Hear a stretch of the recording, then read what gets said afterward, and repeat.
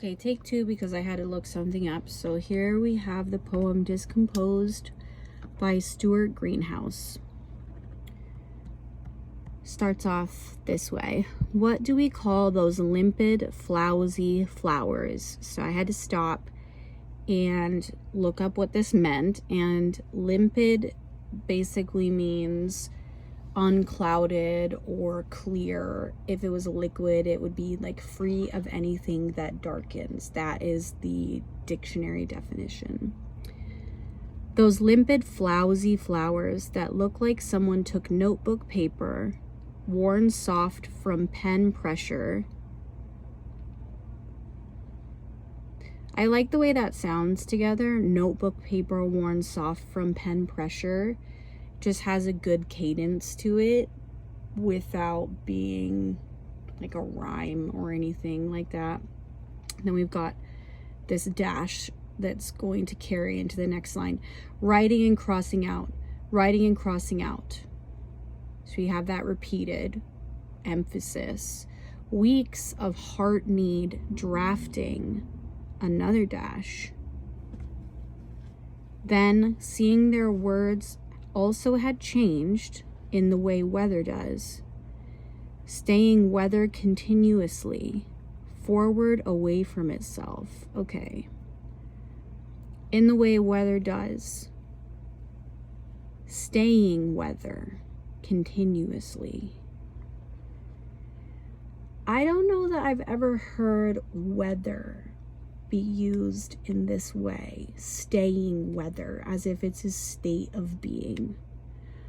Forward away from itself, in an electric storm frenzy, shredded it, abandoned it, scattered. That's very interesting metaphor, comparison being drawn there, electric storm frenzy. So just a reminder here that we are talking about their words that were shredded and abandoned, scattered around the bare, unrealized trunk. How is a trunk unrealized, I wonder?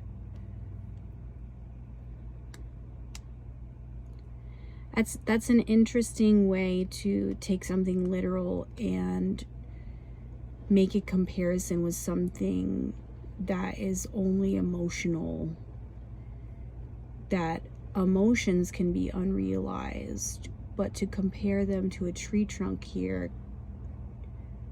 speaks to the emotion more than to the trunk, I think. I'm gonna go back a little bit. In an electric storm frenzy, shredded it, abandoned it, scattered around the bare, unrealized trunk of whatever idea had birthed it, like drought-shocked, not autumn-full leaves.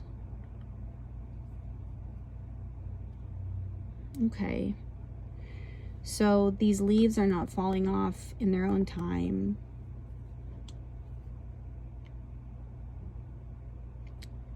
They died because there was a drought. So to me, it seems here that there is a lot of emotion and chaos being illustrated through these dashes, through these rapid line breaks, through the word choice: electric storm, drought, shocked, frenzy, scattered. It's like we're kind of devolving here, and then we go into another stanza, I think is what it would be called. Before, like words come back to a voice after crying, returning. So before, comma, this middle section, comma, returning. That's a very interesting and effective way. Before, returning. End the line. To gather the scraps in a pile, and with their last ink.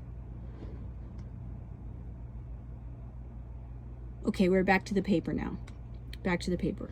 And with their last ink, dyeing them a gentle wash of pale blue, and gluing them absent-mindedly now, not inattentive,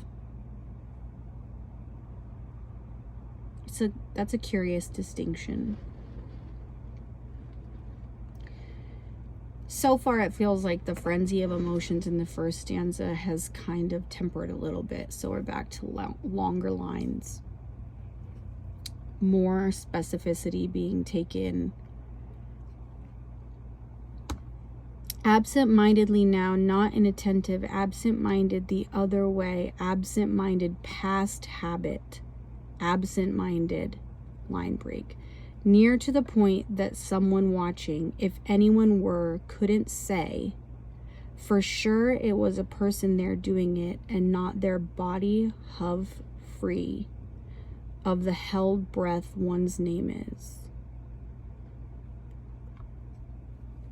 That's a lot of information being put together this way. So it's, the way I interpret it is that it's meant to be read like with very little break between the lines.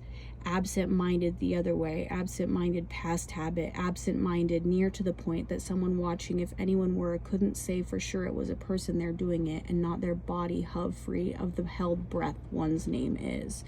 Held breath one's name is dash. Take a breath. Absent-minded past the point where concentration could matter anymore than the pull and swell of tide could to a bird's altitude. Wow.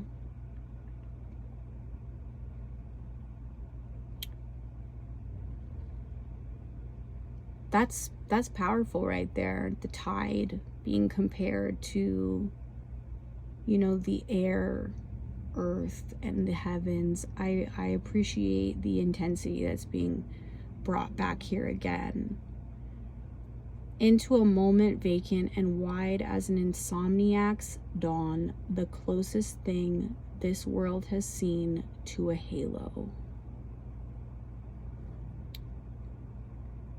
We end with that same intensity of the first stanza in these super short lines, but I think here it's meant to slow it down and emphasize the impact of these 3 lines here.